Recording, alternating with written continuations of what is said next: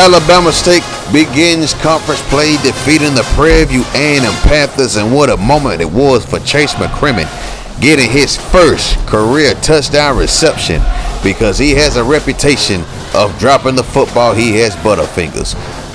We're here at Daytona Beach for the Florida Classic. The Florida A&M Rattlers are in town to take on the Bethune Cookman Wildcats. And yes, in real life, this game is played in Orlando, Florida, but I'm not responsible for that. Your beef is not with me, your beef is with EA Sports. Let's get into the action. So a 4th and 12 situation, FAMU is forced to punt, waiting for it. It's the impact player at wide receiver, Byron Harrison, taking the ball up the left side untouched, and he's going to take that thing back to the crib. He said, watch my dust. Touchdown, Bethune Cookman. A 61-yard punt return for a score, and the Wildcats strike first. Here goes a handoff right here. The Michael Winston. Look at him break that tackle. Look at that spin move, getting the ball to the 20-yard line. This is their bread and butter. This is what Bethune Cookman loves to do. Run the football, run option plays, but they have too much talent at wide receiver to do this. So now here goes a step back pass right here. He pops it, the tight end. Breaks. Oh my gosh, look at that broken tackle. That was the tight end. That was an absolutely amazing run by the tight end for Bethune Cookman. At the 5-yard line, here goes the handoff, and he got sacked. He got sacked on that play. Fontaine make his presence known in the backfield, and now that's going to push him back. Wildcats play fake, pops it in the flat. This time it's another touchdown for Bethune Cookman. This time it is Paul Hardy getting a touchdown catch. Great job by the Wildcats. They're up 14-0.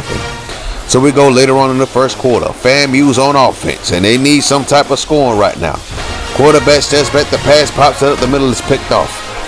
It is intercepted. The Bethune Cookman Wildcats get their first turnover on defense today.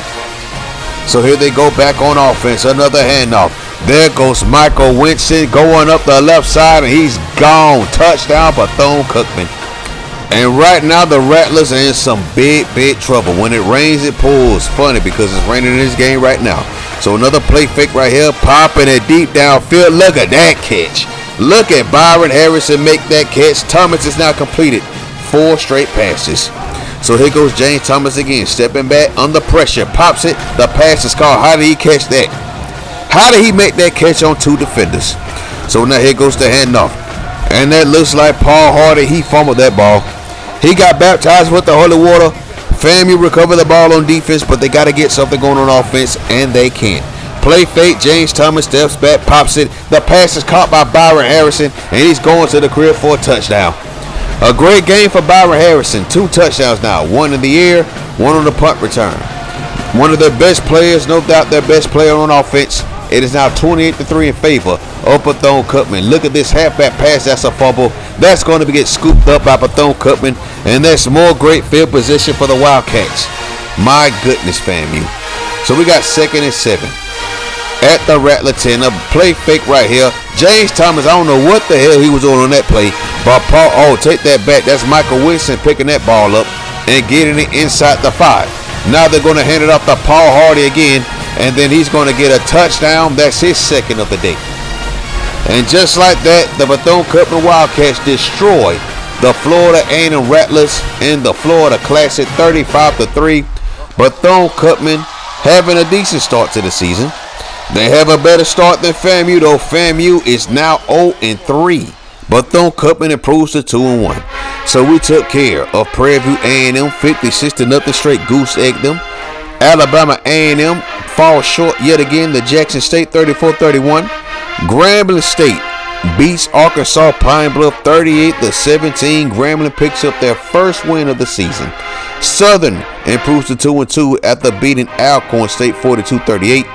Bethune Cookman, we saw that game in the Florida Classic. FAMU got some questions to answer going forward.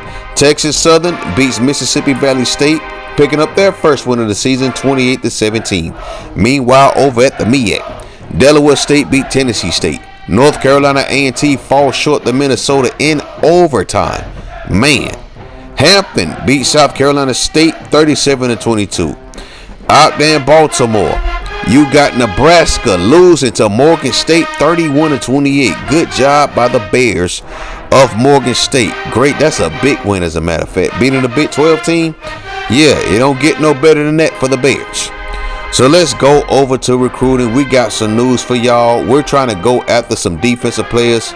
So we got a 5-star cornerback we're going after. Pete Frank has us first on his list. So does Joey Hoyt, the wide receiver out of Winfield, Louisiana. Ben Hickson, the quarterback out of Ohio, first place on his list. Antoine Hill has us second, right behind Texas Tech.